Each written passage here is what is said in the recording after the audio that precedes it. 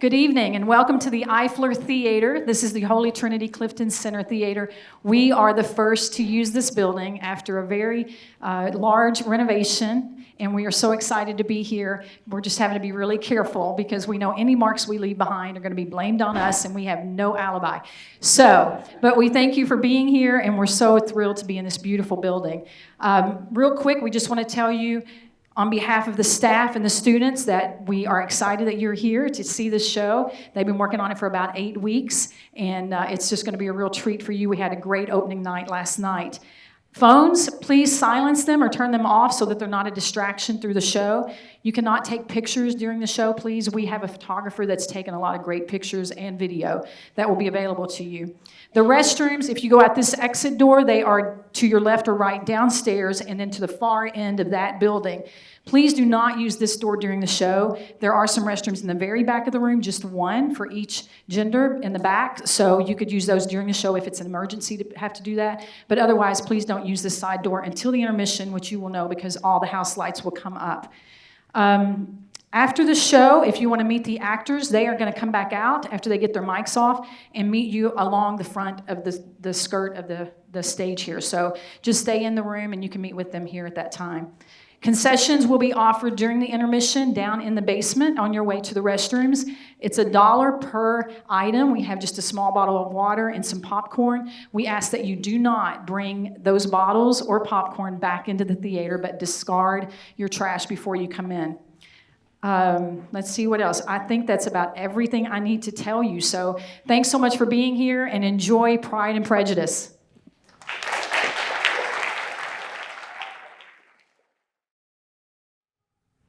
Good evening, ladies and gentlemen. My name is Jane Austen. I wrote the story you are about to see. This story is about the Bennetts, a middle-class family with 5 daughters living in the early 1800s in rural England. The daughters have reached the age where there is much talk of love in marriage. Why is marriage so important? Well, few jobs exist for women, and only working-class women work. So the best way for parents to hand off the financial responsibility of caring for a daughter is for her to marry well. If she marries a middle-class man, a young wife can be sure to have at least one maid to do her work. But what if she marries a rich man? Well, she gets more maids. But there are many factors to consider when a young man or woman is choosing whom they marry, right? Is he handsome? Is she pretty? Is he respectable? Is she charming? Is he smart? Is she talented? So, can wealth be the most important factor? If you are one of 5 daughters, your mother may think it is the only thing that matters. Meet Mr. Bennett, a long-suffering man of a sarcastic but kind humor who enjoys peace, quiet, and a good book. His wife, Mrs. Bennett, is a woman whose only goal in life is to see her daughters married.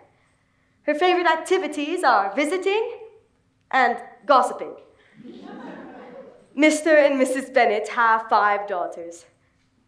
Jane, the eldest, is the sweetest, prettiest young girl you can imagine. Elizabeth is next. She is the smartest and most like her father.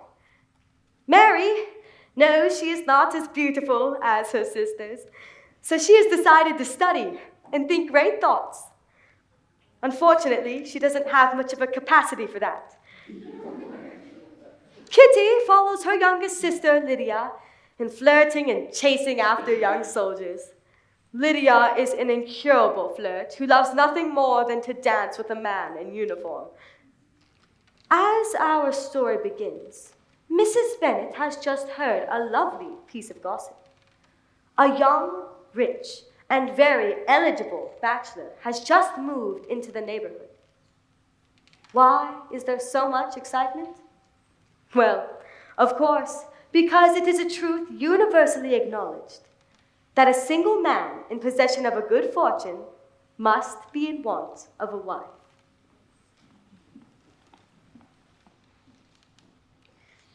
My dear Mr. Bennet, have you heard that Netherfield Park has been rented out? Mrs. Long was just here and she told me all about it. Well, do you not want to know who has taken it? You wish to tell me? I have no objection to hearing it. Netherfield has been rented by a young man of large fortune from the north of England. He was so much delighted with it that he agreed on the price immediately. Oh, what is his name? Bingley. Married a single? Oh, single, my dear, to be sure. A single man of large fortune, 4,000 or 5,000 a year. What a fine thing for our girls. Oh, how so? How could it possibly affect them? My dear Mr. Bennet, how can you be so tiresome? You must know I am thinking of him marrying one of them. Oh, is that why he's settling here? Nonsense! How can you talk so? But it is very likely that he may fall in love with one of them, and therefore you must go and visit him as soon as possible. I don't know why I should go. You may go, or you may send the girls by themselves. But indeed, my dear, you must go and see Mr. Bingley. Indeed, you must go, for it will be impossible for us to visit him if you do not. Surely you are too concerned. I dare say Mr. Bingley would be very glad to see you. I shall even send him a short note assuring him of my hearty consent to him marrying whichever of the girls he chooses. Though I must throw in a good word for my Lizzie. I hope he will like it, Lizzie. How are we supposed to know what Mr. Bingley likes, since we are not to visit? Oh, Mr. Bennet, how can you abuse your own children in such a way? You have no compassion for my poor nerves. You're mistaken, my dear. I have a very high respect for your nerves. I've heard you mention them quite frequently for the past 20 years. Oh, Mr. Bennet, if you would not vex me so, if you would just go and see Mr. Bingley. You forget, Mamma. We shall meet him at the Lucas's ball in Meryton. When is the next ball to be, Lizzie? 2 weeks from tomorrow night. Oh, then you may have the advantage on your friends and introduce them to Mr. Bingley. Impossible, Mr. Bennet, impossible. How can you be so teasing? Oh, you're right, my dear. But if we do not venture out, somebody else will. And unless you consider the forms of introduction to be useless, I cannot quite agree with you there. What say you, Mary? For you are a girl of deep reflection and read great books, I know. Well, while Mary is adjusting her thoughts, let us return to Mr. Bingley. I am sick of Mr. Bingley. Oh, well, I am very sorry to hear that. If I had known that this morning, I surely would not have called on him. How unfortunate. But as I have already arranged the acquaintance, we cannot escape the meeting now. You ought to be ashamed for being so teasing, Mr. Bennet. But still, I expected it all the while. How good it was of you, my dear Mr. Bennet. I just knew you loved your girls too well to neglect such an acquaintance. Oh, how pleased I am! And it is such a good joke, too, that you should have gone this morning and never said a word about it until now. Oh, what an excellent father you have, girls. If I can see but one of my daughters happily settled at Netherfield, and the others equally well married, I shall have nothing to wish for.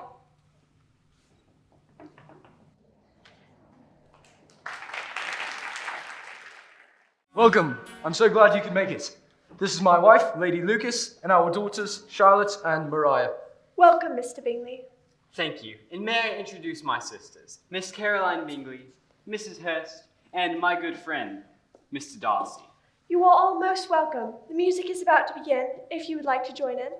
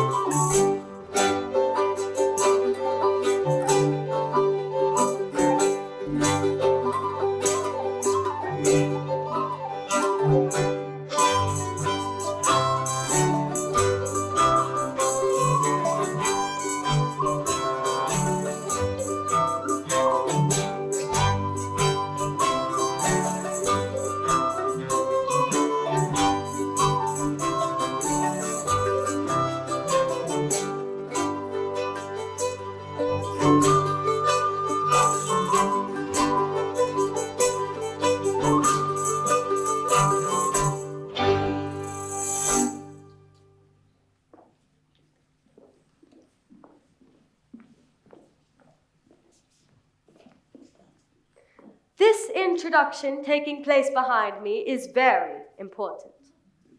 Formal introductions in society are a convention designed to maintain class distinctions.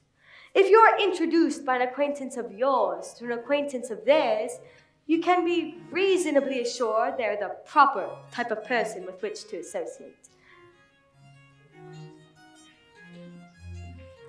Within a few moments, everyone in the room has decided that Mr. Bingley is good-looking and friendly, a real gentleman. His sisters are fine women with an air of decided fashion. But Mr. Darcy draws the attention of the whole room by his handsome features and the report that he is £10,000 a year.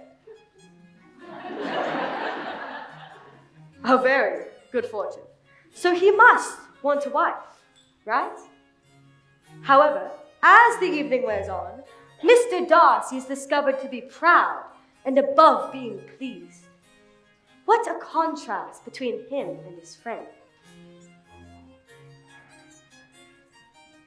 Come, Darcy. I must have you dance. I can't bear to see you standing around in this stupid manner. I must have you dance. You know how I detest it when I'm not particularly acquainted with my partner.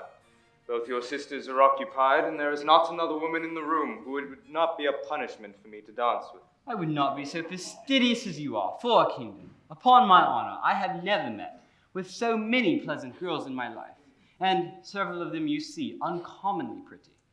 You have been speaking with the only handsome girl in the room. Oh, yes. Miss Jane Bennet is the most beautiful creature I ever beheld. But there is one of her sisters, sitting down just behind you, who is very pretty and, I dare say, very agreeable. Which do you mean?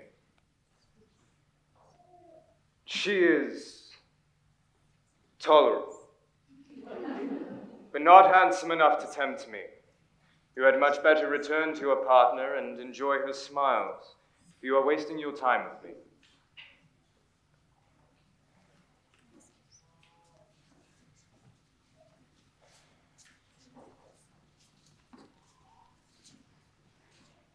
Charlotte, you will never believe what Mr. Bingley and Mr. Darcy were discussing.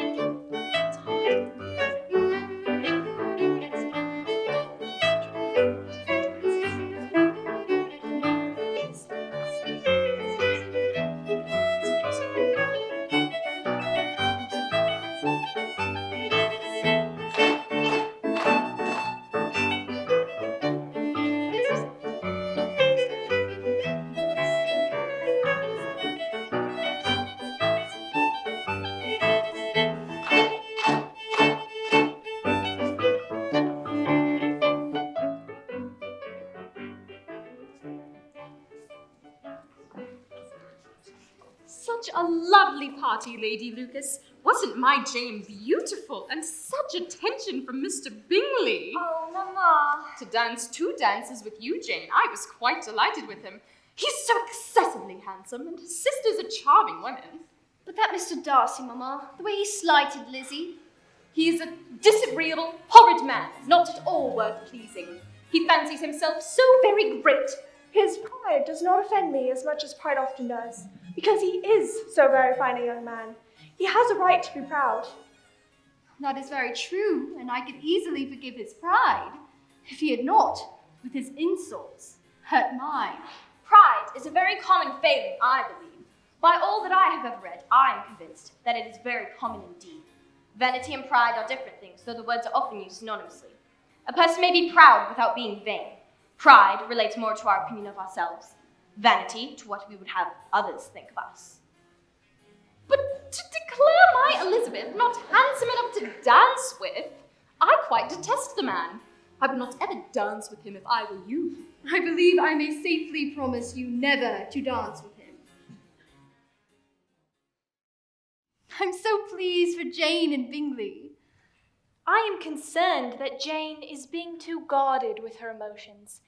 If a woman conceals her affection too carefully from the object of it, she may lose the opportunity of catching him. A slight preference may be natural enough, but very few of us have heart enough to be truly in love without proper encouragement. If I can see how much in love she is with him, he must be a simpleton not to see it as well. Perhaps he must, if he sees enough of her. But they always see each other in large, mixed parties.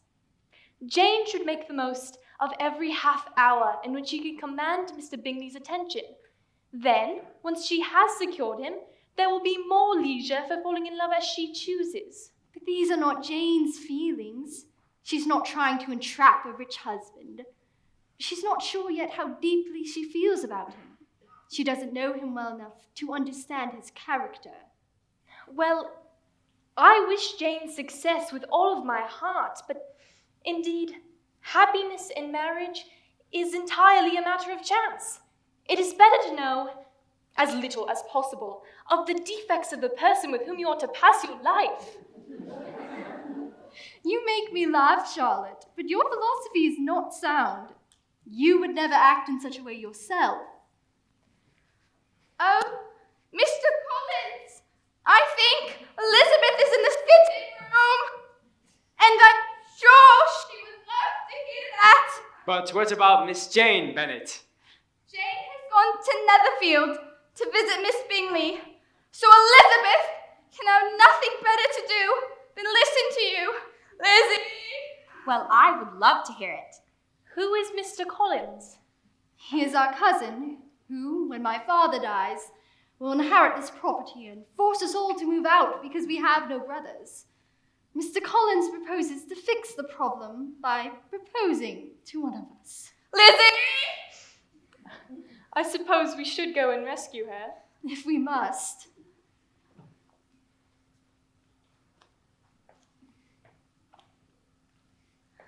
Oh, Lizzie, thank goodness you are here. Mr. Collins wants to read from his book.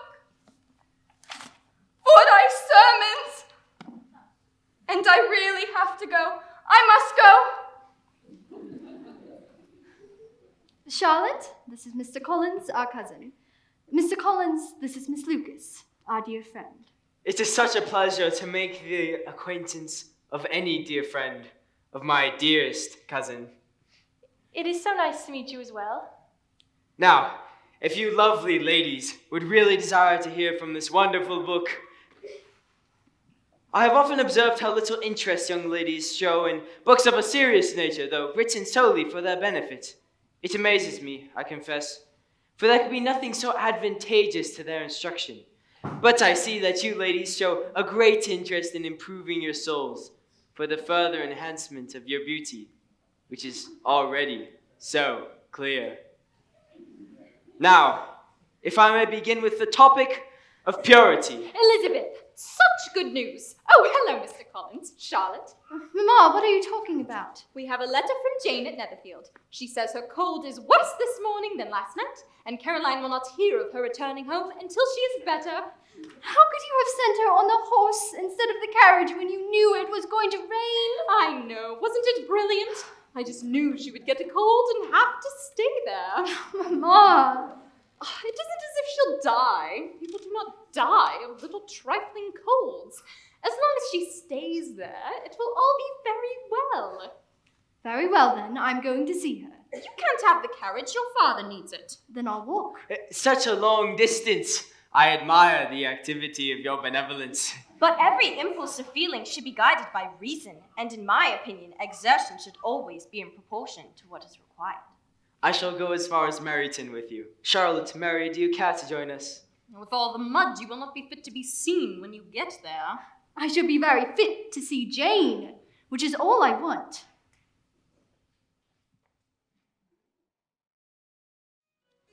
Yes, it was an excellent dinner. Now, if you will excuse me, I must go and see if my sister is still sleeping. Of course. And do return and join us for a game of bridge, once you are satisfied of her comfort. Are we to host all the Bennetts? Jane is a delightful girl, but Miss Elizabeth, she has no conversation, no style, and no beauty. In fact, she has nothing at all to recommend her, except being an excellent walker. I shall never forget her appearance this morning. She looked almost wild, very nonsensical to come at all. Her sister only has a cold. And did you see her petticoat? Surely you saw her petticoat. 6 inches deep in mud, I'm absolutely sure. Well, I thought Miss Elizabeth Bennet looked remarkably well when she came into the breakfast room this morning. Her dirty petticoat quite escaped my notice. You observed it, I am sure, Mr. Darcy. I'm inclined to think you would not wish to see your sister make such an exhibition. Certainly not. To walk 3 or 4 miles, or whatever it is, up to her ankles in dirt, and alone, quite alone. What could she mean by it? It seems to me to show an abominable sort of conceited independence and indifference to decorum. It shows an affection for her sister that is very pleasing. I have an excessive regard for Miss Jane Bennet. She really is a sweet girl, and I wish with all my heart she were well married. But with such a father and mother, and such low connections, I'm afraid there is no chance of it. Well, I believe I have heard you say that their uncle is an attorney in Meryton. Yes, and they have another who lives somewhere near Cheapside. Isn't that capital? If they had uncles to fill all Cheapside, it wouldn't make them a bit less agreeable. But it must very materially lessen their chance of marrying men of any consideration in the world.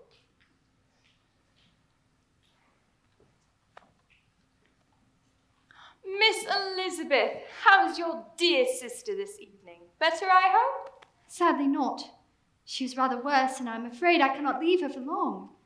She wished me to thank you for extending your invitation so that I might stay with her. We are both very grateful for your hospitality. Of course. I will not hear of either of you leaving until your sister is quite well. Nor will I. I'm so glad you came to her rescue. Please do, stay and join us for a game of bridge. Forgive me, but I would much prefer to read. Well, if you do not see anything that interests you there, I would be delighted to fetch you others.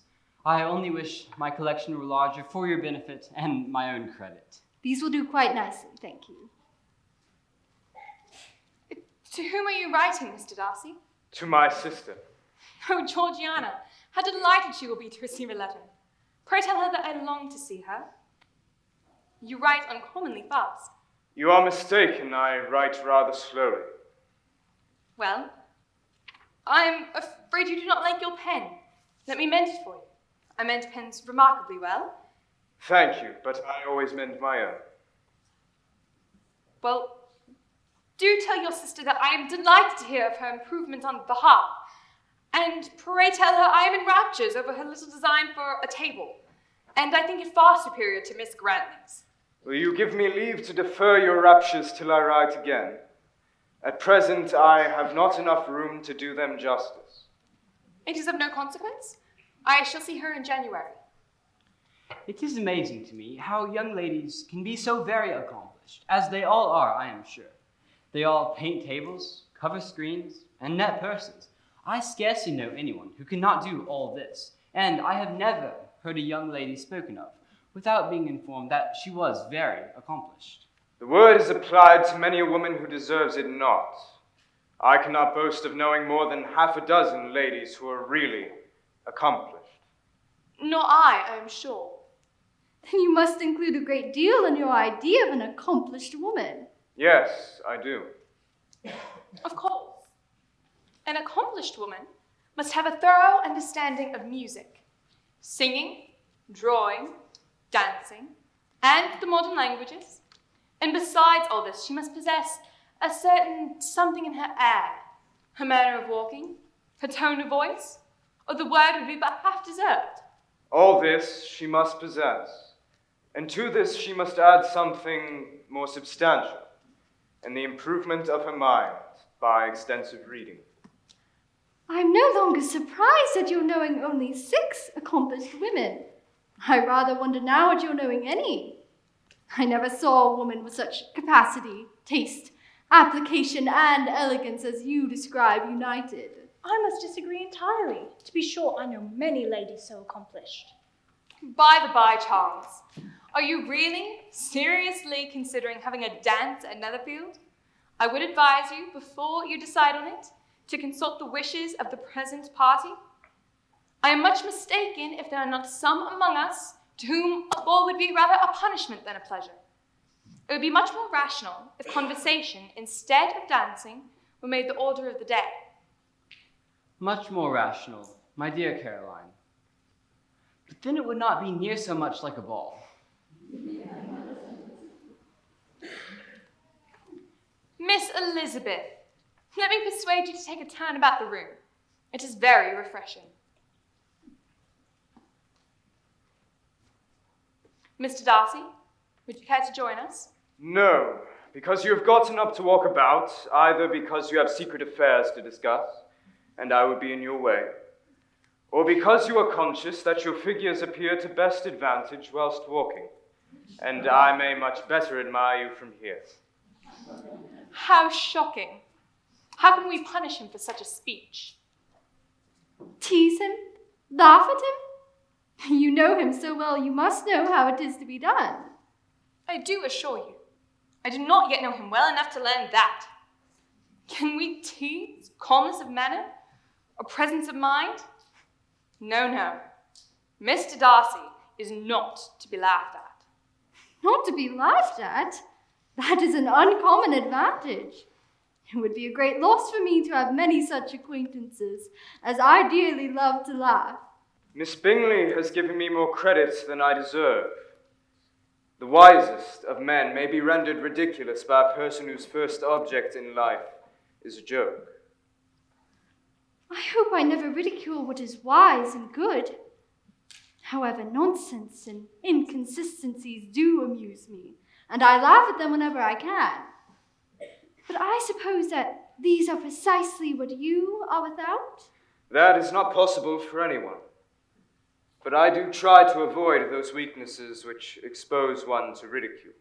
Such as vanity and pride. Yes, vanity is indeed a weakness. But pride, where there is a real superiority of mind, is neither a folly nor a weakness. I confess I have faults enough. My temper I dare not vouch for. It is, I believe, too little yielding. I do not forget the follies and vices of others so soon as I ought, nor their offenses against myself. My temper may perhaps be called resentful. My good opinion, once lost, is lost forever. That is a failing indeed. There is, I believe, in every disposition a tendency to some particular evil, a natural defect. And your defect is to hate everybody. And yours to willfully misunderstand them. Do. Let's have some music. I'll play. I'm so glad your sister was feeling well enough to return home. We had missed her company, and yours, my dear cousin Elizabeth. I was indeed worried that I would not have the pleasure of becoming better acquainted with you before I am obliged to return to my duties at Rosings Park, though Lady Catherine made not the smallest objection to my leaving the parish occasionally for a week or two to visit my relations. I dare say she sounds like a very agreeable woman. 'Tis a pity that great ladies in general are not more like her. Do you live near her? The garden in which stands my humble abode is separated only by a lane from her ladyship's residence.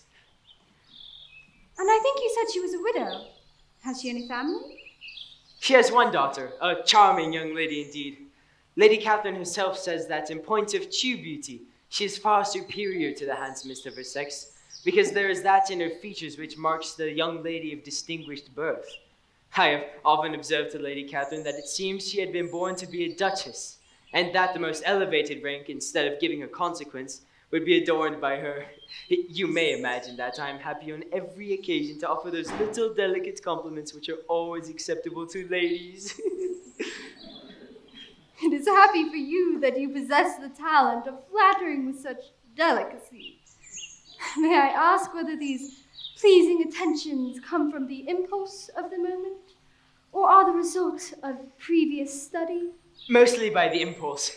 However, sometimes I do amuse myself with suggesting and arranging such elegant compliments as may be adapted to ordinary occasions. I always try to give them as unstudied an air as possible. Of course. Oh, Lizzie, come and see who we've just met. This is Mr. Wickham. Wickham, this is my sister, Elizabeth, our other sister, Mary, and our cousin, Mr. Collins. It is a pleasure to make your acquaintance. We have just bought some hair ribbons, see? I forgot my purse at home, so Mr. Wickham came to my rescue. And now we're off to visit Colonel Forrester. Would you like to join us? I can introduce you to the Colonel.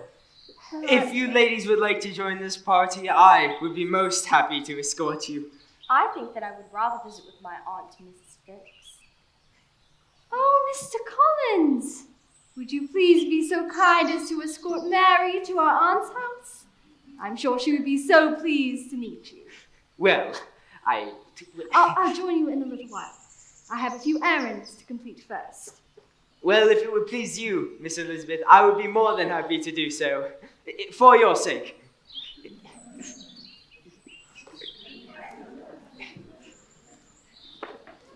Oh, thank you for getting rid of that, Mr. Collins. He is completely unbearable. Lydia! Shall we go into the Foresters? Lizzie can't go. She has errands to complete. Right, Lizzie? Oh, look, Darcy, it's the Bennett ladies. Hello, Miss Elizabeth, Lydia, Kitty. You all received our invitation to the ball at Netherfield. We did indeed. You did invite the regiment, didn't you? Of course. And how is your sister, Miss Bennett? Completely recovered, thanks to your care and hospitality. She is at home with Mother today. Bingley, we really must be going.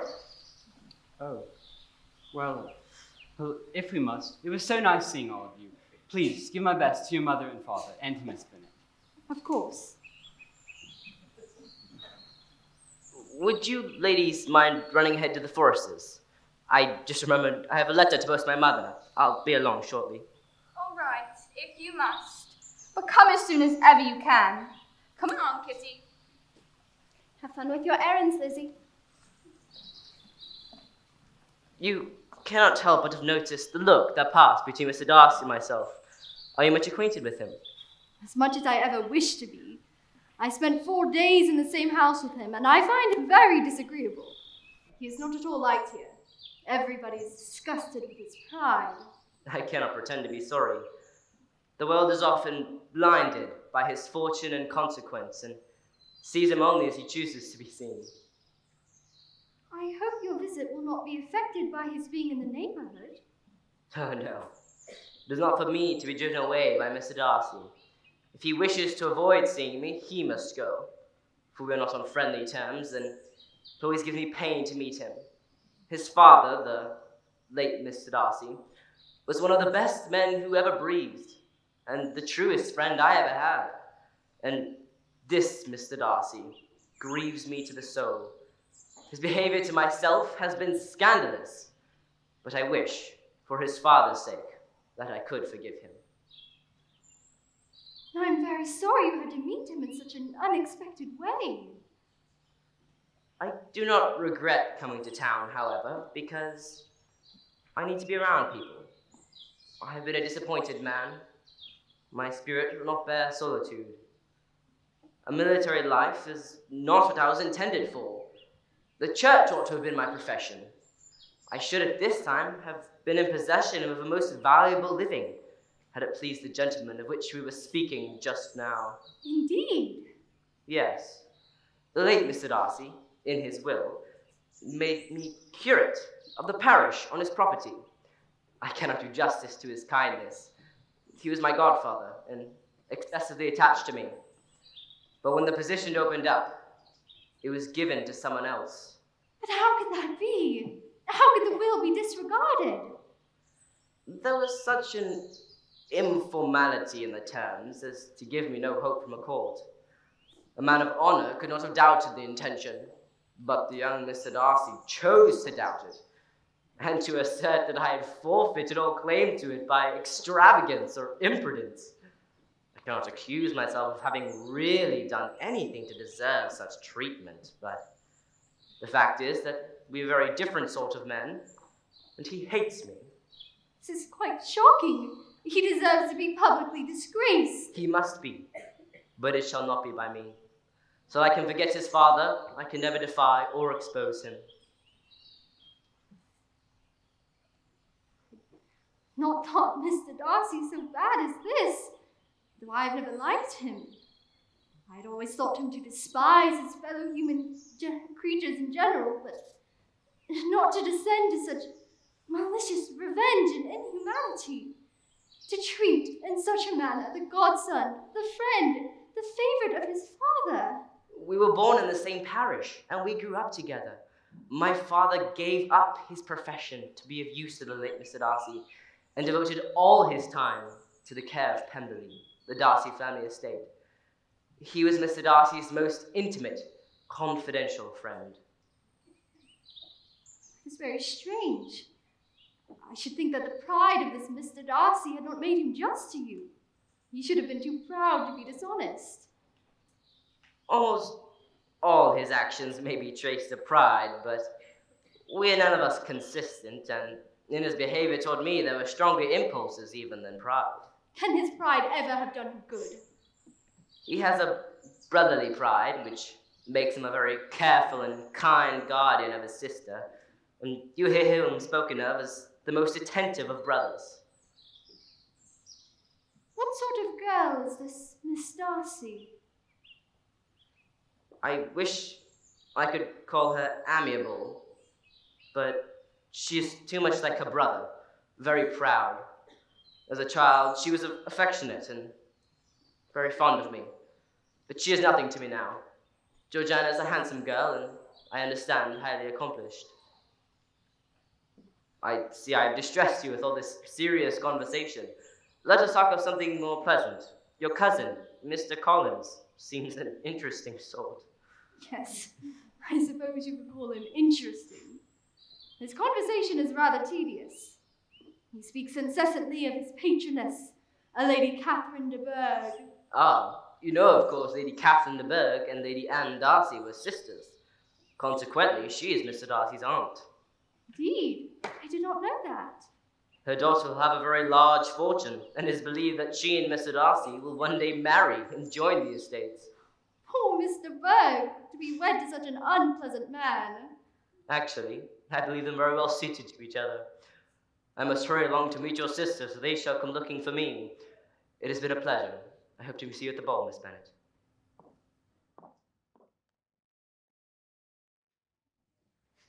I do believe the entire regiment is here.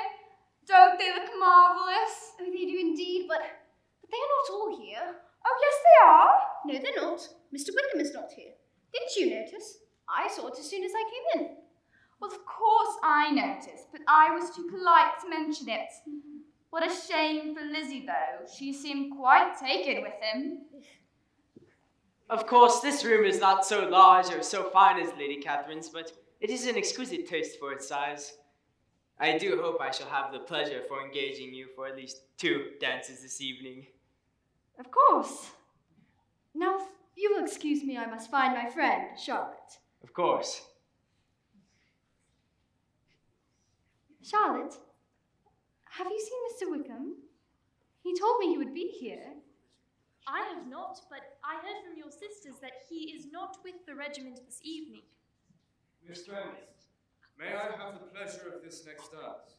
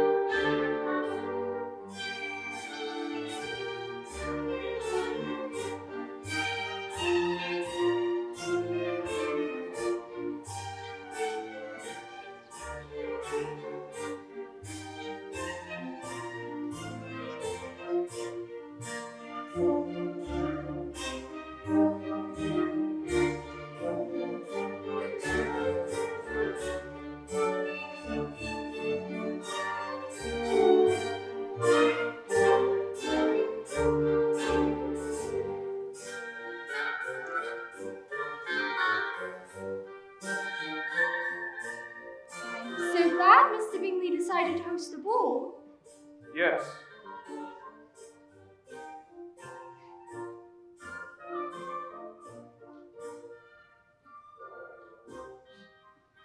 It is your turn to say something, Mr. Darcy.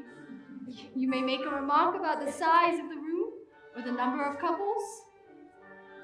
Tell me what you would like for me to say, and I would be more than happy to say it. Very well. That reply will do for present. For a while, we may be silent.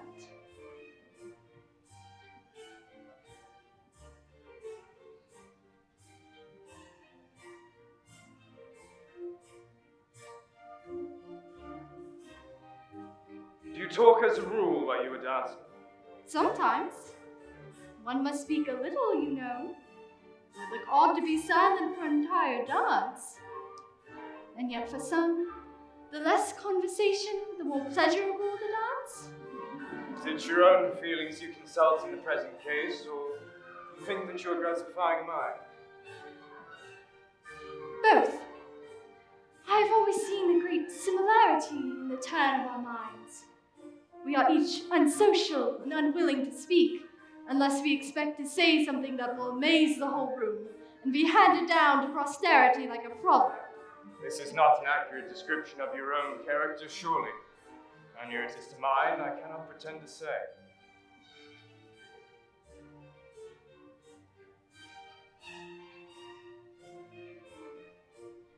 Do you and your sisters often walk to Meryton? Yes. In fact, when you met us there the other day, we had just had the pleasure of forming a new acquaintance. Mr. Wickham is blessed with such happy manners as may ensure his making friends. Whether he is capable of keeping them is less certain. I remember hearing you say that you hardly ever forgave, that your resentment, once created, was unappeasable. You are very cautious, I suppose, as to its being created. I am. And you never allow yourself to be blinded by prejudice? I hope not. May I ask to what you are referring to? I'm trying to make out your character, but I do not get on at all. I hear such differing accounts of you that puzzle me exceedingly. I can readily believe that reports may vary greatly with respect to me. I wish that you would not try to sketch my character at the present moment, for I fear that it would not be accurate. If I do not sketch it now, I may never have another opportunity. I would by no means deny you any pleasure.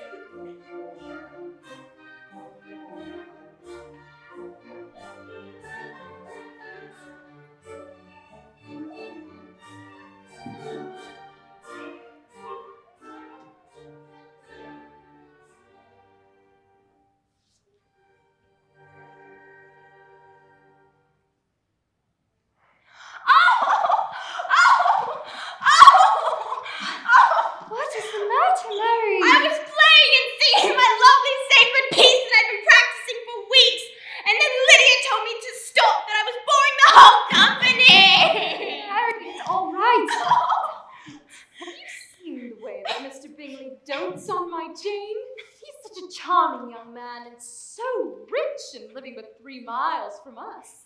And it is such a comfort to know how fond his sisters are of our dear Jane, and that they must desire their marrying as much as Jane herself does. Moreover, it is a promising thing for my younger girls, since Jane's marrying so greatly must throw them in the way of other rich men.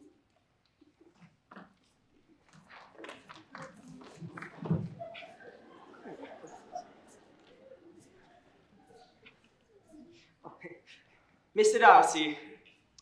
Mr. Darcy. Mr. Darcy, I have found out by a particular accident that you are a relation of my patroness. I overheard you mentioning the names of Miss de Bourgh, your cousin, and of my Lady Catherine, her mother. How wonderfully these sorts of things occur! Who would have thought of me meeting a nephew of my patroness in this assembly? I trust that you will forgive me for not knowing this information previously. I must plead apology.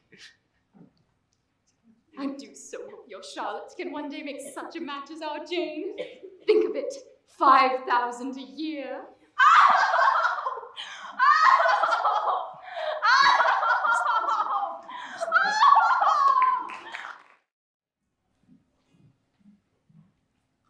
This is for you, Miss Bennett. Thank you, Hill. It's from Caroline Bingley.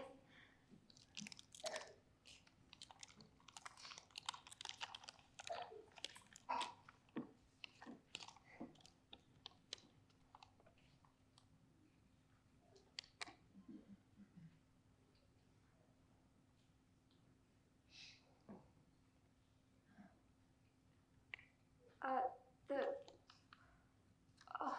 whole group has left Netherfield and are on their way to London without any intention of coming back again. Jane, I'm sure Mr. Bingley will return soon. It is clear by this letter that he comes back no more this winter.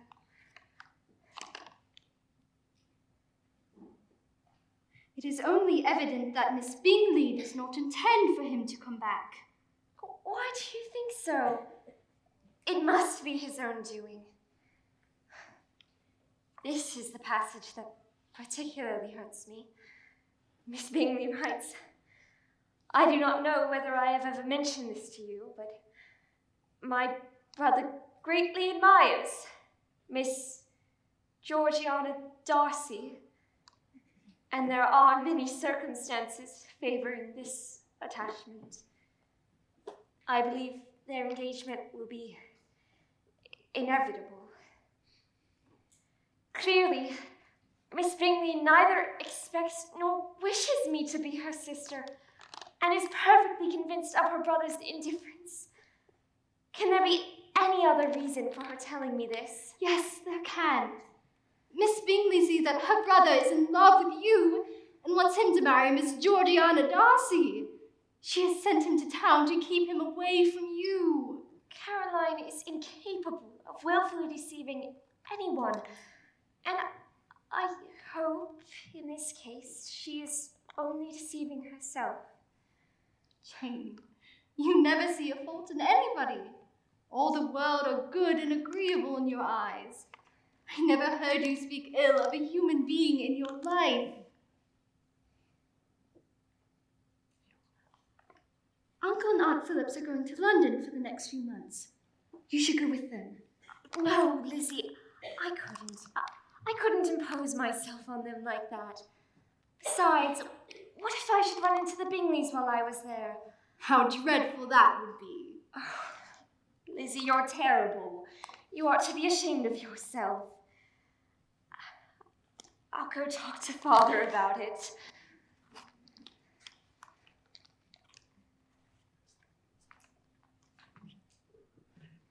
My fair cousin, I was about to request of you a private audience, but it seems your sister has left that unnecessary. Please allow me to call Jane back, for there is nothing you need to say to me that she need not also hear. I desire that you stay and hear what I have to say.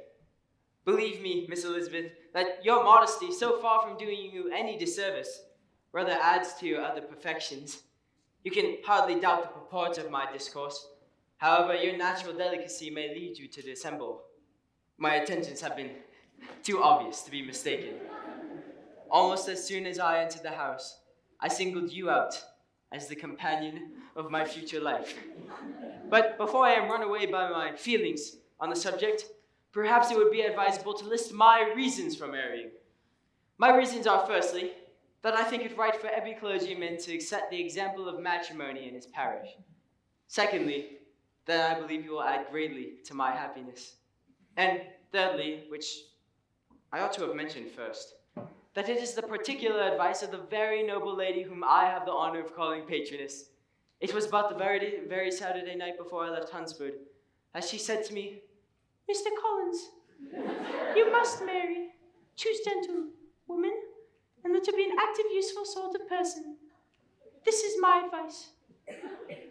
Furthermore, the fact is that I am to inherit the estate after the death of your honored father, and I could not satisfy myself without resolving to choose a wife from among his daughters.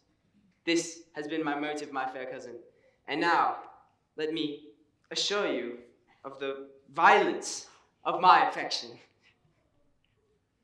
To fortune I am perfectly indifferent, and shall make no request of the sort to your father, since I know it cannot be complied with.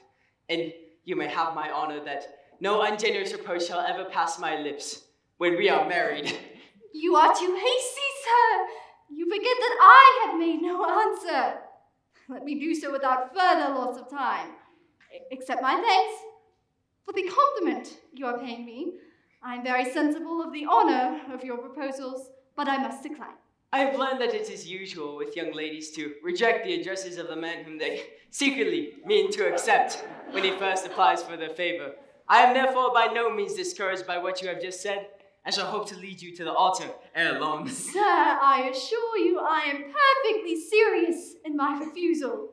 You could not make me happy, and I'm convinced I'm the last woman in the world who could make you so. I flatter myself, my dear cousin, that your refusal of my addresses is merely words. My situation in life, my connections with the family of Deberg, and my relation to your own are circumstances highly in my favor. And you should take it into further consideration that, in spite of your manifold attractions, it is by no means certain another offer of marriage may ever be made to you. Can I speak plainer? My feelings in every respect forbid me from accepting your proposal. Do not consider me now as an elegant female intending to plague you, but as a rational creature, speaking the truth from her heart. Yet still, I am persuaded that when sanctioned by the express authority of both of your excellent parents, my proposals will not fail to be acceptable.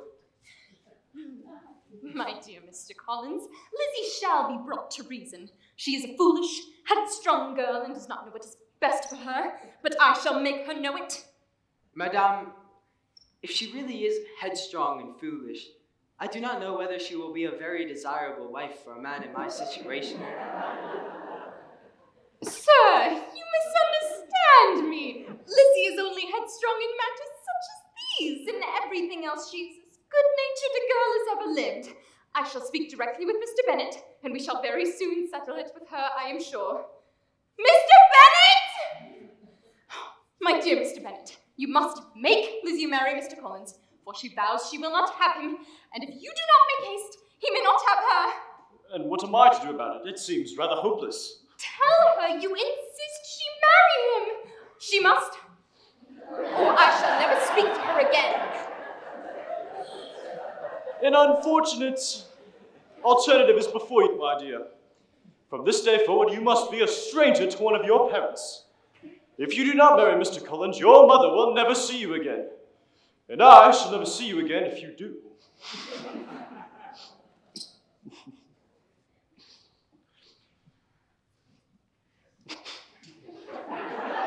Charlotte, I didn't know you were coming. Did you see Mr. Collins leave? Yes. We spoke for a while. And Lizzie, he asked me to marry him. Oh, really? And what did you say to that? I accepted. What? Do you think it impossible that Mr. Collins should be able to procure any woman's good opinion because he was not so happy as to succeed with you?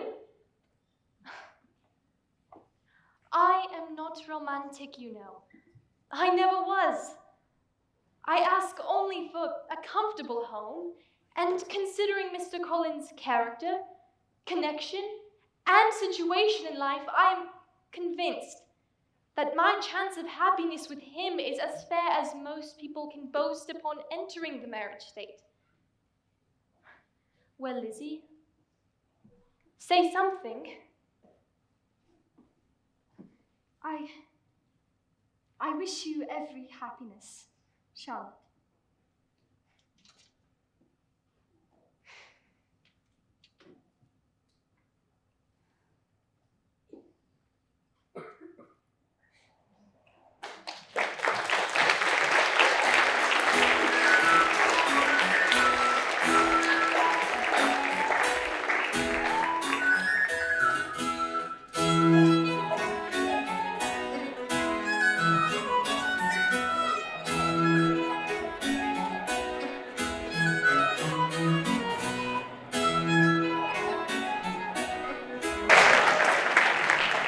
Several things have happened between Act 1 and Act 2. Jane did go to London with her aunt and uncle, but unfortunately, her encounters with the Bingleys were less than encouraging. On her return home, Jane has given up on Mr. Bingley entirely. Charlotte did marry Mr. Collins and moved into the parish house at Rosings Park. Charlotte made Elizabeth promise to visit as soon and as often as ever she could. Elizabeth has honored that promise and comes with Charlotte's family to visit. They are even now at Rosings Park in Lady Catherine de Bourgh's drawing room, awaiting an introduction to the great lady. Another beautiful room. This is the grandest house I've ever seen. Oh, Charlotte, thank you for inviting us all to come. Well, of course. I was longing to see my family, and for you all to see Rosings. But I'm so nervous to meet Lady Catherine. What if I do something silly? You will be perfectly fine, Mariah. She can't help but be charmed by such a sweet young lady. I'm so surprised Lady Catherine has sent you an invitation so soon after your arrival. I'm not surprised. My situation in life has allowed me to acquire a knowledge of really great manners. Do not be uneasy about your appearance, my dear cousin. Lady Catherine will not think ill of you because you are simply dressed. I'm so relieved.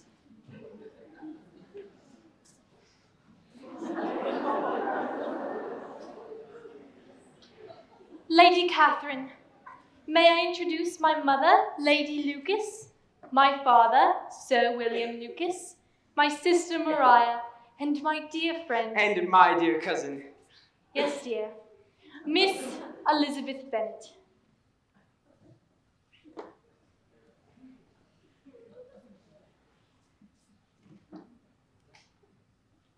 Please be seated. Charlotte, I am sure that you are pleased to have your family visit, but you must not neglect your duties at home, even when guests are present.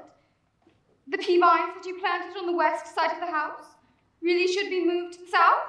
Yes, of course. And your chickens, are they laying better for you now? Oh, yes. I told you that warm mash in the evening would bring up the eggs much more prodigiously. Sir Lucas, how was the journey?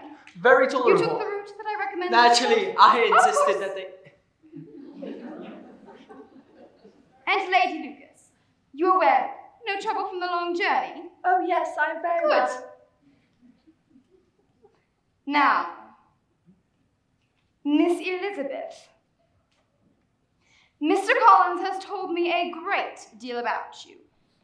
Your father's estate is entailed to Mr. Collins? Yes. I see no occasion for entailing estates to the female line. It was not thought necessary in Sir Louis de Bourgh's family. Do you play and sing, Miss Bennet? A little. And do your sisters? One of them does. Why did you not all learn? You ought to have learned. Do you draw? No, not at all. What? None of you? Not one. Which is very strange. Your governess should have taken you to town every spring for the benefit of masters. We never had a governess. No governess? How is that possible? I've never heard of such a thing. Who taught you? Who attended to you? You must have been neglected. Those of us who wished to learn never wanted the means. We were always encouraged to read. But those of us who chose to be idle certainly might. I should have advised your mother most strenuously to engage a governess. Are any of your younger sisters out into society, Miss Bennet? Yes, ma'am, all. All? What all 5 out at once? Very odd. And you only the second? The younger ones out before the elder ones are married. Really, ma'am, I think it would be hard on younger sisters not to have their share of society and amusement, simply because the elder have not married yet. Upon my word, you give your opinion very decidedly for so young a person. Pray, what is your age? With 3 younger sisters grown up, your ladyship can hardly expect me to own to it. You cannot be more than 20. Therefore, you need not conceal your age. I'm not 21. Fitzwilliam! You're late? I do apologize, my dear aunt. We have guests, as you can see. This is my nephew, Mr. Darcy. Actually, I believe I am already acquainted with everyone here. Oh, really? Yes, we met when I was a guest of Mr. Bingley's at Netherfield last fall. I see. And where is your cousin, Colonel Fitzwilliam? He will arrive in the morning. Good. Miss Bennet was just telling us of her sister's accomplishments. How is your sister, Georgiana, progressing on the piano? Very well, thank you. I often tell young ladies that no excellence in music is to be acquired without constant practice. Miss Bennet will never truly play well unless she practices more. Indeed. You must play for us now, Miss Bennet. I am sure that you are more talented than you admit to. Your ladyship is mistaken. I was not being modest when I said I played only a little. Miss Bennet, play for us? Very well, your ladyship.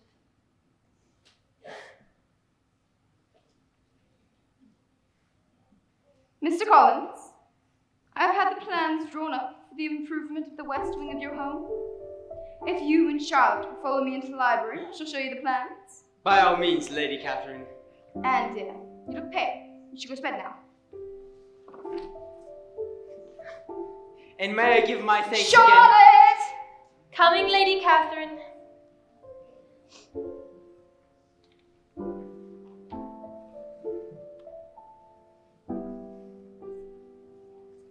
You mean to frighten me, Mr. Darcy, by coming in all your state to hear me? I will not be alarmed, though your sister does play so well. You cannot seriously believe me to entertain any designs of alarming you, Miss Bennet. I was surprised to see you enter, Mr. Darcy. I believed you to be in London with the Bingleys. I have been for the past few months, but my aunt insisted upon my visiting. My elder sister was also in town recently. Did you happen to see her? I was not so fortunate as to encounter her. Well, I'm sure you were pleased to return to the activities of London. Our little town must have seemed so boring to you. Anywhere where I have few acquaintances is a place I find it difficult to enjoy myself, whether in town or in country. Strangers make me feel ill at ease. And why would a man of such sense and education feel ill-qualified to recommend himself to strangers? I have not that talent which some other people possess of conversing easily with those whom I have never met before. I do not have the same skill with this instrument as so many other women have. However, I have always supposed that to be my own fault, since I will not take the trouble of practicing. Anything not easily achieved is best improved by practice, don't you think? What you're talking about? I am sure that I can have useful advice to offer on any subject.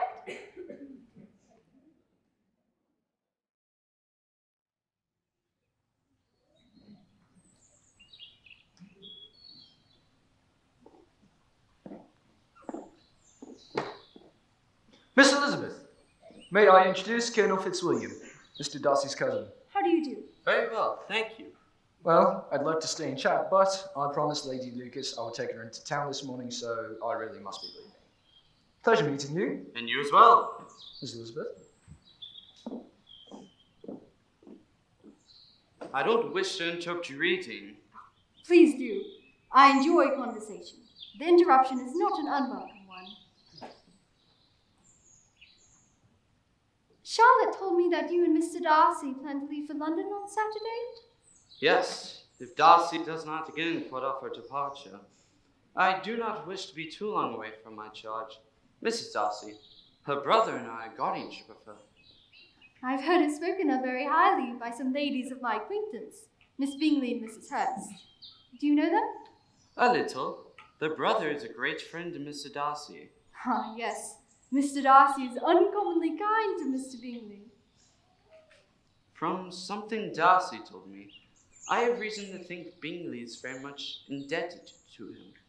But Darcy would not wish for the circumstances to be generally known in case it should get around to the lady's family.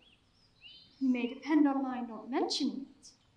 He told me merely this, that he had lately saved Bingley from a most imprudent marriage.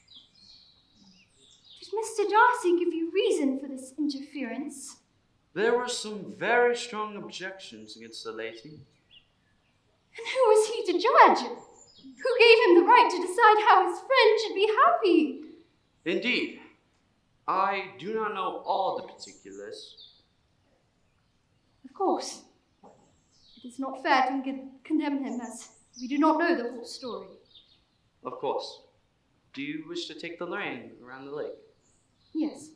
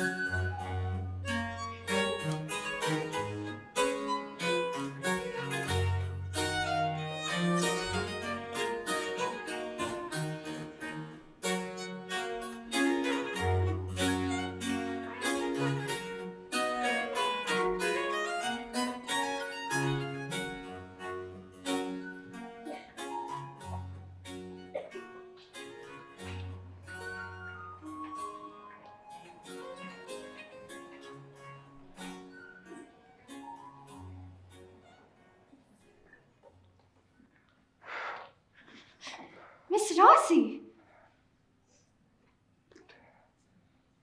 Miss Bennet, I hope I'm not disturbing you.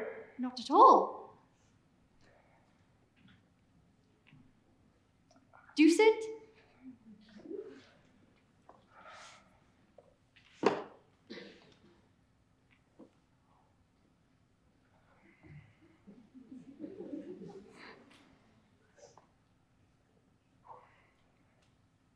How very suddenly you all left Netherfield last November, Mr. Darcy.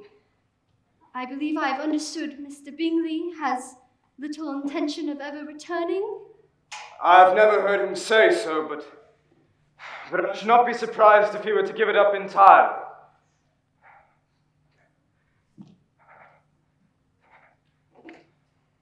This seems a very comfortable house. Lady Catherine, I believe, did a great deal to it when Mr. Collins first came to Hunsford. Yes, I believe she could not have bestowed her kindness on a more grateful object. Mr. Collins seems very fortunate in his choice of a wife. Indeed, she seems perfectly happy, and in a prudential light, it is a very good match for her. In vain have I struggled. My feelings will not be repressed. You must allow me to tell you how ardently I love and admire you.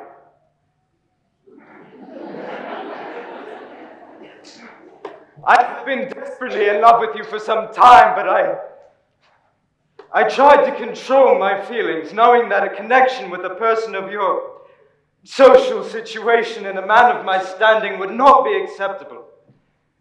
But it would not do. And now, against all my upbringing and my better judgment, I must ask for your hand in marriage.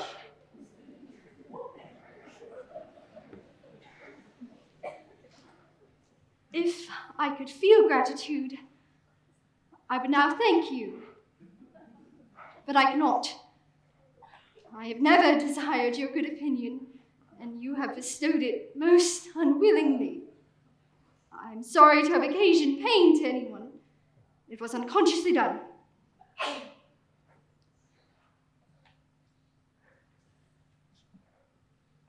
Is this all the reply which I am to have the honor of expecting? I might wish to know why, with so little civility, I am thus rejected. And I might inquire why, with so evident a design of offending and insulting me, you chose to tell me that you liked me against your will, against your reason, and even against your character.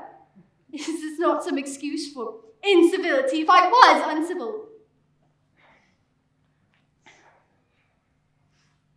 But I have other reasons. Did you think that any consideration would tempt me to accept the man who has been the means of ruining, perhaps forever, the happiness of a most beloved sister? I have every reason in the world to think ill of you.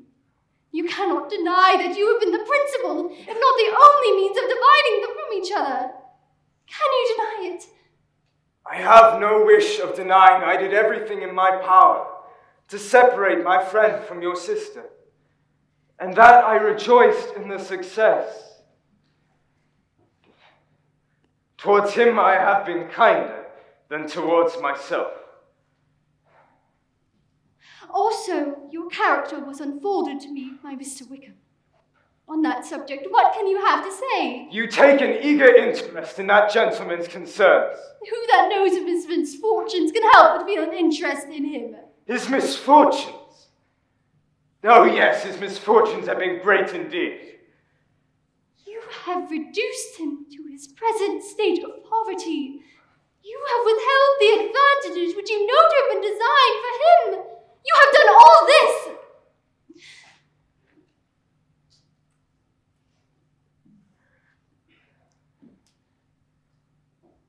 And this is your opinion of me. According to this calculation, my faults are many indeed. But perhaps they may have been overlooked, had not your pride been hurt in my honest confession of those reasons which long prevented my proposal. I should have flattered you and concealed my struggles. But I am not ashamed of those feelings which I have related. Could you expect me to rejoice in your inferiorities? You are mistaken, Mr. Darcy, if you believe that the mode of your declaration affected me in any other way. Then it spared me the concern I might have felt in refusing you, had you behaved in a more gentlemanlike manner. From the very beginning, your arrogance and your conceit Your selfish disdain for the feelings of others made it clear to me that you were the last man in the world whom I could ever be prevailed upon to marry.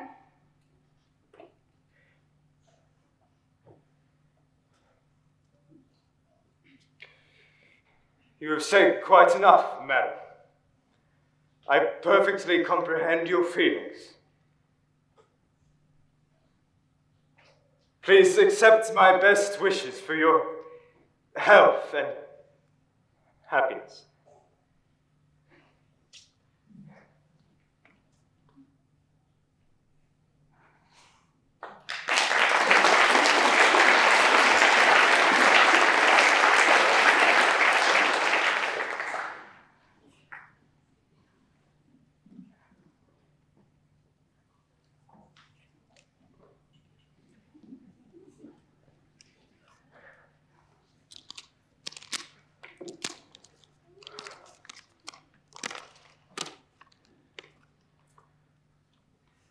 Be not alarmed, madam, on receiving this letter, as it contains no repetition of the sentiments which I shared earlier.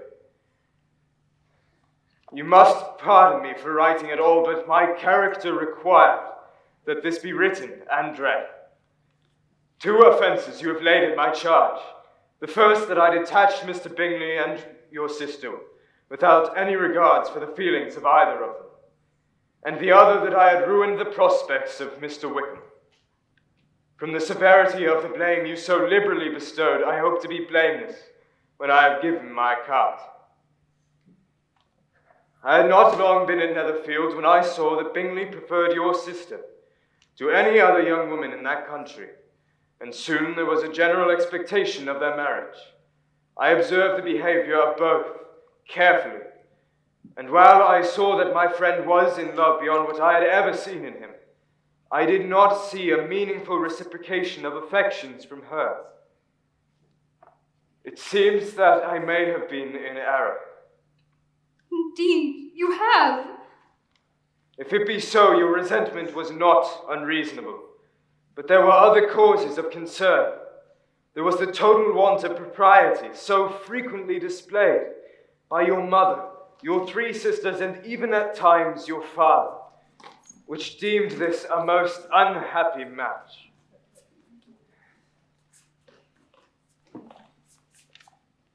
Pardon me.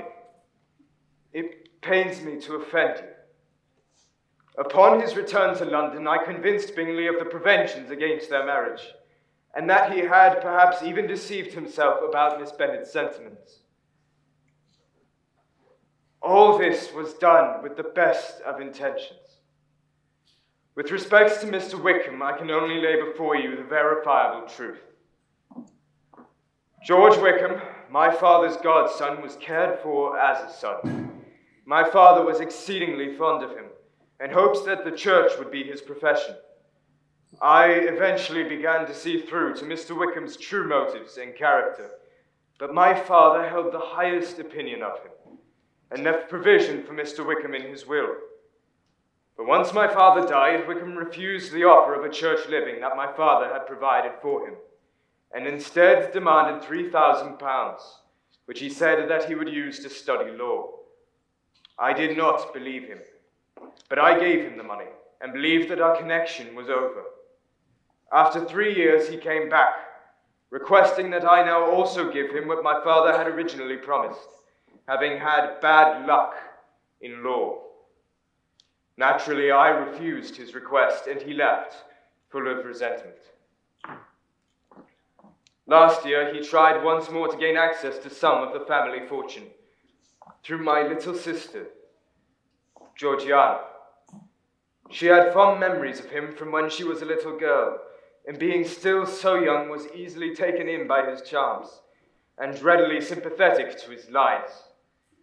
When I found that he was in contact with her, I severed all connection between them, and sent her to London under the care of Colonel Fitzwilliam. If you have any doubts about the truth of anything here unfolded, my cousin, Colonel Fitzwilliam, may be consulted regarding the particulars, as he is intimately familiar with each of these circumstances. I will only add, God bless you Darcy.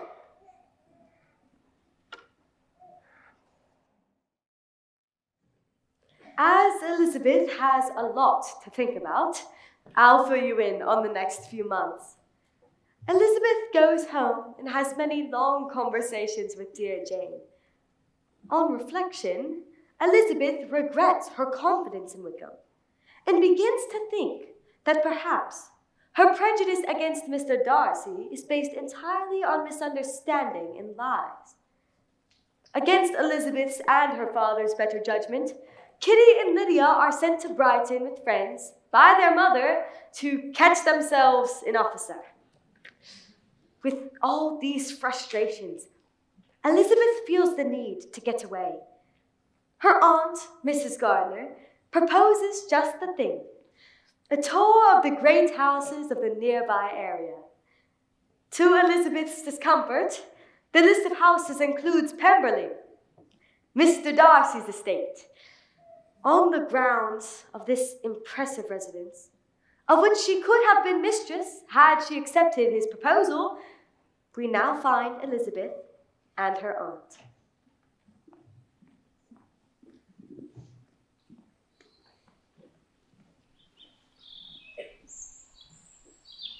Oh my, this is by far the most impressive place we have yet seen.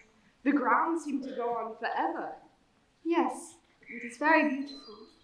Have you ever heard anything about the owner of this fine estate? I've actually met Mr. Darcy on several occasions. You have? You never mentioned it when we were discussing where we would be visiting. When I first met him, I thought him too proud to recommend him to others. Upon further acquaintance, I think perhaps I misjudged him. I see. Well, is he a handsome man? Yes, very handsome. I wonder that he is not home. I would find it hard to be away from such a lovely place as this. Last I heard, he and his sister were in London. It would seem that you are mistaken. Miss Bennet, what a pleasure it is to see you. And you as well. Allow me to introduce my aunt, Mrs. Gardiner. How do you do? And this is my sister, Georgiana. Oh, Miss Bennet, it is such a pleasure to finally meet you. My brother has told me so much about you. Such lovely grounds, Mr. Darcy.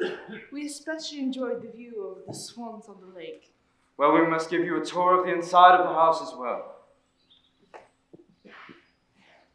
Yes, it's a wonderful idea. Why don't you ask them? Would you be so good as to honor us with your presence at dinner this evening? We would be delighted to join you. Until this evening, then. Enjoy your walk. Goodbye.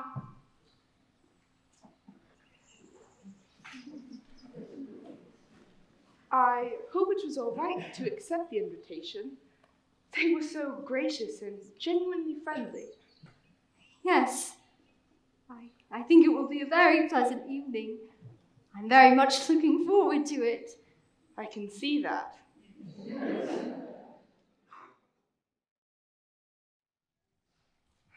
Oh my, such a delicious breakfast. But I find myself still quite full from last night's dinner at Pemberley. Yes, it was a lovely dinner. And such pleasant conversation. From your hesitant description of Mr. Darcy, I had not expected to find him so amiable. His manner was quite different from what I had previously known. Perhaps it was the comfort of being in his own home with his sister. Yes, he seemed quite relaxed, and especially attentive to you.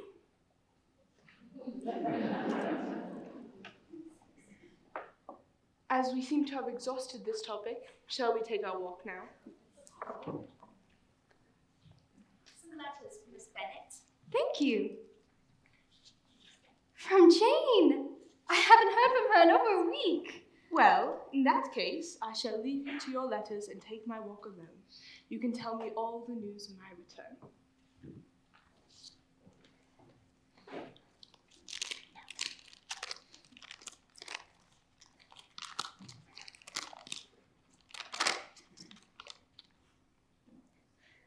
Dearest Lizzie, something has occurred of a most serious nature.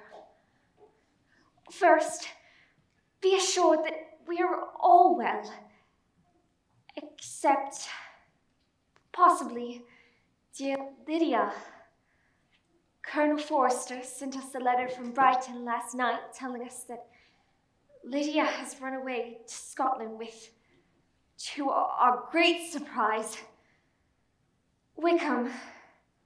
So imprudent a match on both sides. I hope we've misunderstood his character, for he knows that my father can offer him no dowry. Our mother is exceedingly distressed that she was not informed, but Lydia only left a short note with a friend telling of their plans. I hope this letter makes sense, for I hardly know what I have written. My poor Jane!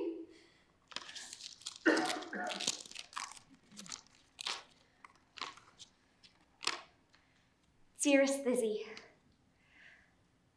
I hardly know what to write, but bad news should not be delayed. Imprudent as a marriage between Mr. Wickham and Lydia would be, we are now anxious to be assured that it has taken place. It was hinted to Colonel Forrester that Wickham had never intended to marry Lydia at all, and that they may have gone to London. Our father and mother believe the worst, but I cannot think so ill of Mr. Wickham. Well, I can. Lydia, what have you done? Mother is really ill and will not leave her room. Father is going to London with Colonel Forrester immediately to try and find them. We are all in deep distress. Please, come home as soon as you can.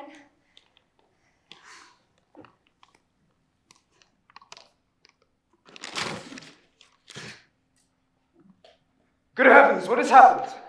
Please, I must leave you. I must find my aunt at this moment. I've not an instant to lose. I do not wish to delay you a moment, but let the servant go after your aunt. You are not well enough to do so yourself. Please go and find Miss Gardner at once. She should be walking towards the church. Shall I get you some wine? You are very ill. No, there's nothing the matter with me. I'm just distressed by some news which I recently received from home. I have just received a letter from Jane. My sister Lydia has eloped with Mr. Wickham. She has no money, no connections.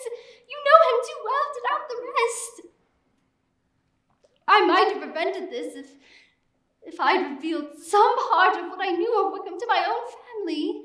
But it is too late now. I am grieved.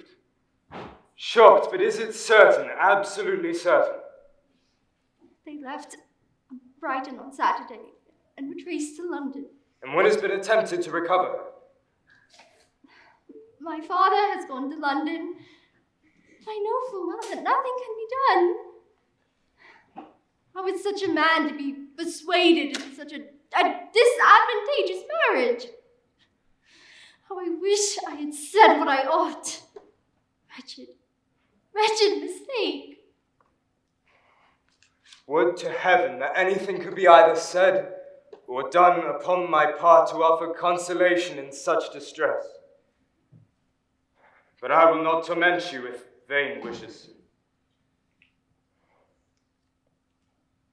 Please be so kind as to tell your sister we shall not be able to meet her before we leave. Tell her that urgent business calls us home immediately. Be assured of my secrecy in this matter.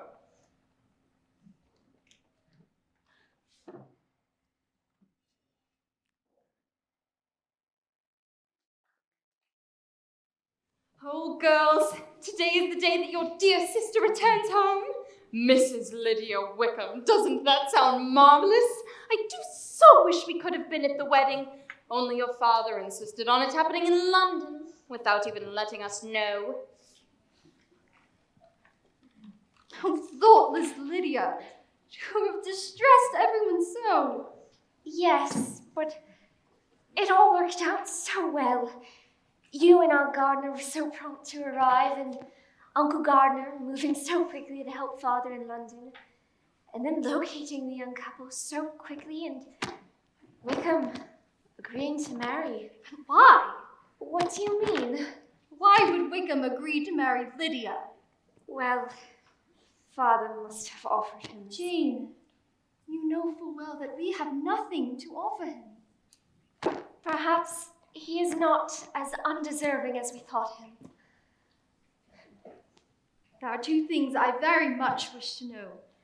One is how much money your uncle has offered Wickham. And the second, how are we to repay him? Oh, it must be our uncle's doing. Generous, good man. Wickham is a fool if he accepts less than £10,000. £10,000? Heaven forbid. For that they should marry. Wretched as his character, and small as their chance of happiness, we must be grateful. But Mother, where are they going to live? The Hay Park might do, or the great house at Stoke if the drawing room were larger. I couldn't bear to have her 10 miles from me. You ought not to encourage the imprudence of your daughter and your son by receiving them here alone. Mary, you ought to be ashamed of yourself, being so teasing, well, rather, being so dreary on your sister's wedding day. Oh, we are here. Oh my. Only think of it being 3 months since I went away, and I'm sure I had no more of an idea of being married till I came back again, though I thought it would be very good fun if I was. Oh, Mamma, do the people hereabouts know I am married? And what do you think of my husband? I'm sure my sisters must all envy me. They must go to Brighton. That is the place to get husbands. You and Papa and my sisters must come down to see us at Newcastle this winter. But my dear Lydia, I don't at all like your going such a long way off. Must it be so? Oh, Lord, yes. And if they should visit, I dare say I shall get husbands for them all before the winter is over. I'm sure we thank you, but I do not particularly like your way of getting husbands. We sit out refreshed with the travellers in the drawing room. Thank you, Hill. Come along, everyone.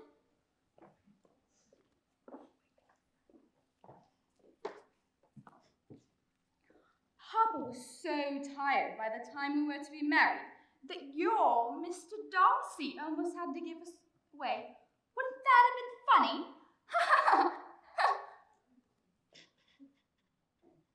Oh, Lydia, she wasn't to tell you of Mr. Darcy being there. She was sworn to secrecy. We all were. What could Mr. Darcy have to do with this affair? I must confess myself surprised that you do not understand. But if you are really ignorant, I shall explain. When your uncle joined your father in London, Mr. Darcy was already there and had already located Wickham. He professed that he blamed himself for not revealing Wickham's character and felt it his duty to fix the situation he had caused. He settled Wickham's debts, paid for the wedding, and presented them with an overly generous wedding gift.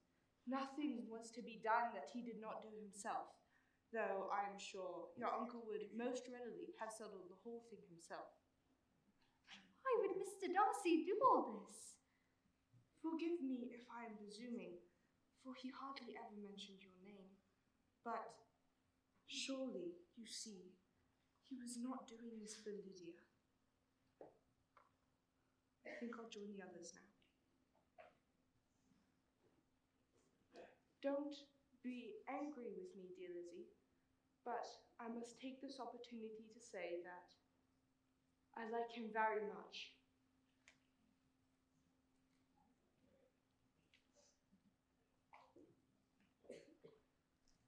Yes, I'll be right back. I think I left my pipe in here.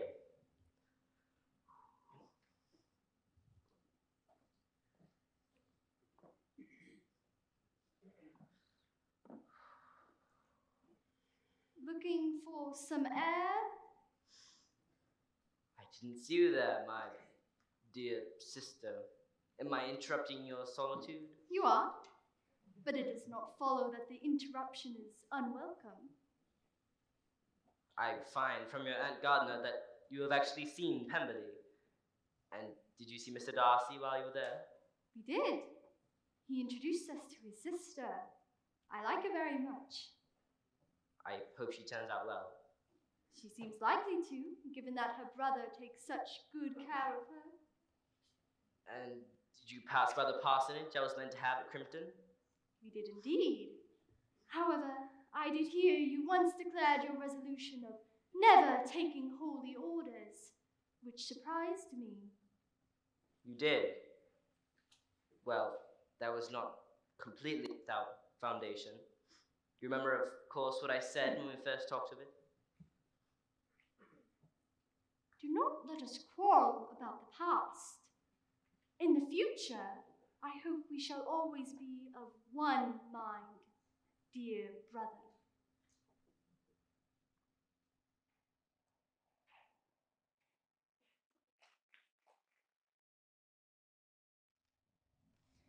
I often think that there is nothing so bad as parting with one's friends. It is even worse with one's own children. Why must Wickham's regiment be so dreadfully far away? Mamma, I'm sure they will visit when they can. Mama, Aunt Phillips has just told me the most wonderful news. Mr. Bingley is to return to Netherfield. Mr. Bingley? Not that I care about it, of course, for I am sure he is nothing to us now. But still, who knows what may happen? Kitty dear, you must tell me absolutely everything that Mrs. Phillips said. Lizzie, I assure you this news does not affect me with either pleasure or pain. I only dread other people's remarks. Happy shall I be when his stay at Netherfield is over. Oh, Jane, I wish I could say something to comfort you, but it is wholly out of my power. Visitor to see you, Miss Elizabeth. Lady Catherine de Bourgh. I hope you're well, Miss Bennet. Yes. That lady, I suppose, is your sister. Yes. You have a very small park here. However, there seems to be a pretty-ish sort of wilderness on this side of the house. I should like to take a turn in it, if you will accompany me. I would be glad to, your ladyship.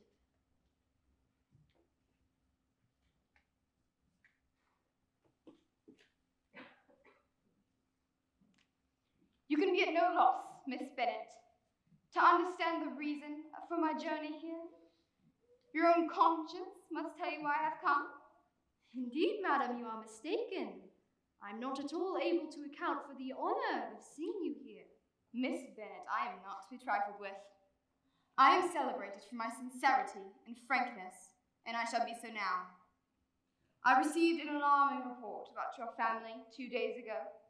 I heard that you, Miss Elizabeth Bennet, would soon, in all likelihood, be united with my nephew, Mr. Darcy. I have come here to have this scandalous falsehood universally contradicted. If you believed it to be false, I wonder why you took the trouble of coming here. Do you then pretend to be ignorant of this report? Have you not circulated it yourself? I have never heard of it until today. And can you declare that there is no foundation for it? That my nephew has not made you an offer of marriage? Your ladyship has declared it to be impossible. Your arts and allurements may have made him forget his duty to his family. You may have drawn him in. If I have, I should be the last person to confess it. Miss Bennet, do you know who I am? I'm entitled to know all of my nephew's dearest concerns. But not mine. Mr. Darcy is engaged to my daughter. This match which you aspire to can never take place. Then you can have no reason to think he would make an offer to me. His mother and I planned the marriage from their infancy. Do you pay no regard to the wishes of his family? Are you lost to every feeling of propriety and delicacy? He was destined for his cousin. What is that to me? If Mr. Darcy is neither by honour nor inclination confined to Lady Anne, why may he not make another choice? And if I am that choice, why may I not accept him? Obstinate, headstrong girl. I am ashamed of you. I am not in the habit of being disappointed. That will have I will not be interrupted. Hear me in silence.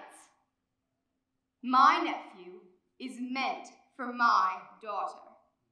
Are the upstart pretensions of a young woman with no connections to be endured? Tell me once and for all, are you engaged to him? I am not. And will you promise me never to enter into such an engagement? I will make no such promise. Miss Bennet, I expected to find you a more reasonable young woman. However, I shall not go away until you give me the assurance that I require. And I certainly never shall give it. I am not to be intimidated into something so wholly unreasonable, and you certainly have no right to concern yourself with my affairs. I have by no means done. I know the particulars of your youngest sister's infamous elopement.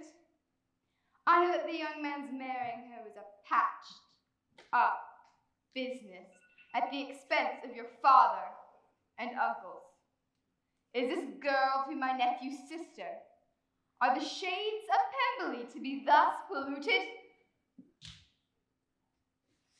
You have insulted me in every possible method, and can now have nothing further to say. I must return to the house. You then resolve to have him? You pay no regard to the honor and credit of my nephew? Unfeeling, selfish girl.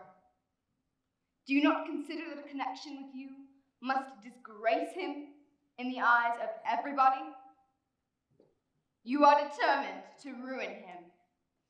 Good day, Lady Catherine.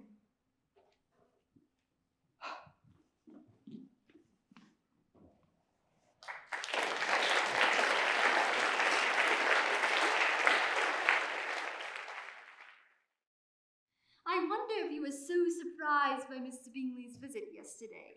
He seemed very pleased to see you. It was a lovely visit. And now that our first meeting is over, I feel much more at ease.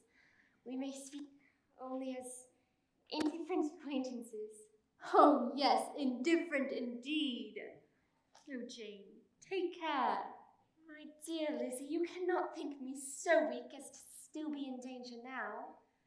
I think you are in very great danger of making him as in love with you as ever.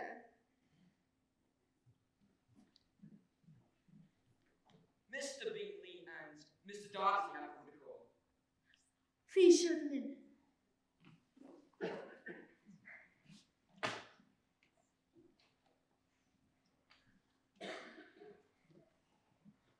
Miss Bennet.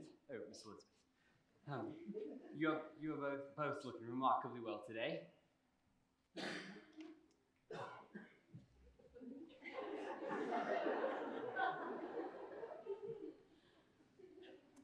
Miss Bennet, I wonder if you would do me the honor of taking a turn in the garden with me. I would be delighted.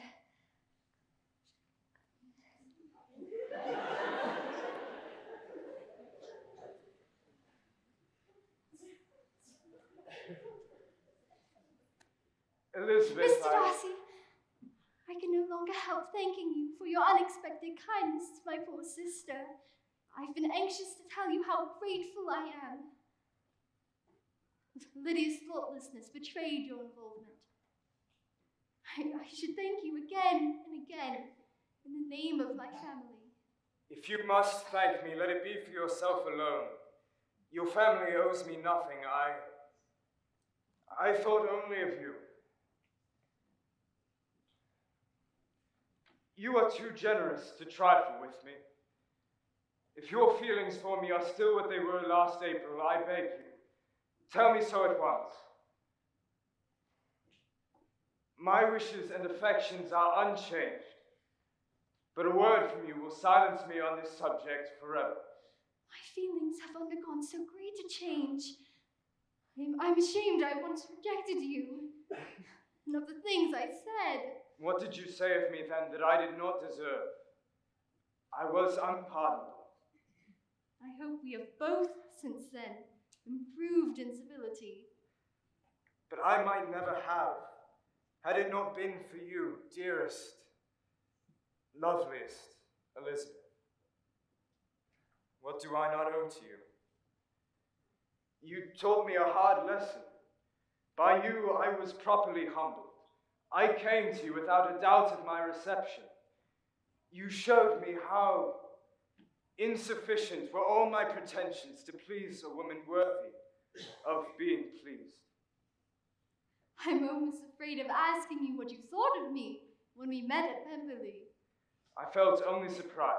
Your surprise could not have been greater than mine in being noticed by you. I hoped to obtain your forgiveness, to lessen your ill opinion of me by showing you that your reproofs had been attended to.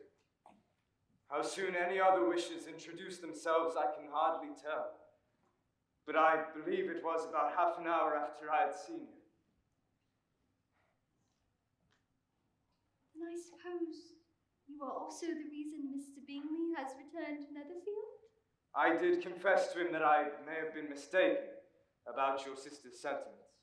Then I must thank you again for that. She was so delighted to see him. I admit I also thought that accompanying him here might afford me another chance of addressing you, because I felt free to do so again. Why so? I received a visit from my aunt, Lady Catherine. Did you? Yes, she came to inform me that you had refused to promise not to get engaged to me. She then endeavored to obtain from me the promise which you had refused to give. Unfortunately for her ladyship, the entire conversation had the opposite effect from the one which she desired. I don't understand. It taught me to hope. I know enough of your character to be certain that, had you been decided against me, you would have told her so. Yes, you know me well enough to believe me capable of that. Well then, Miss Bennet, will you do me the honor of accepting my proposal of marriage? I will, Mr. Darcy, with all my heart.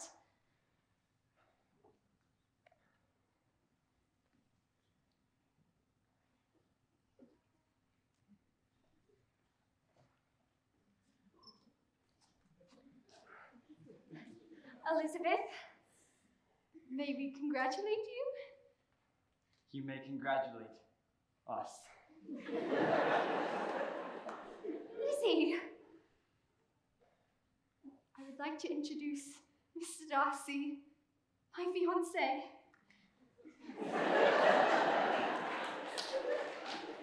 Are you pleased, Jane? Very, very much. Nothing could give either Bingley or myself more delight. Now I am quite happy, for you shall be as happy as myself.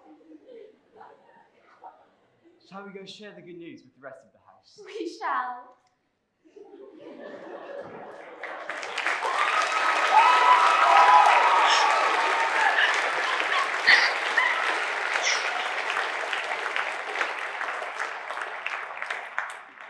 Oh, I do love happy endings.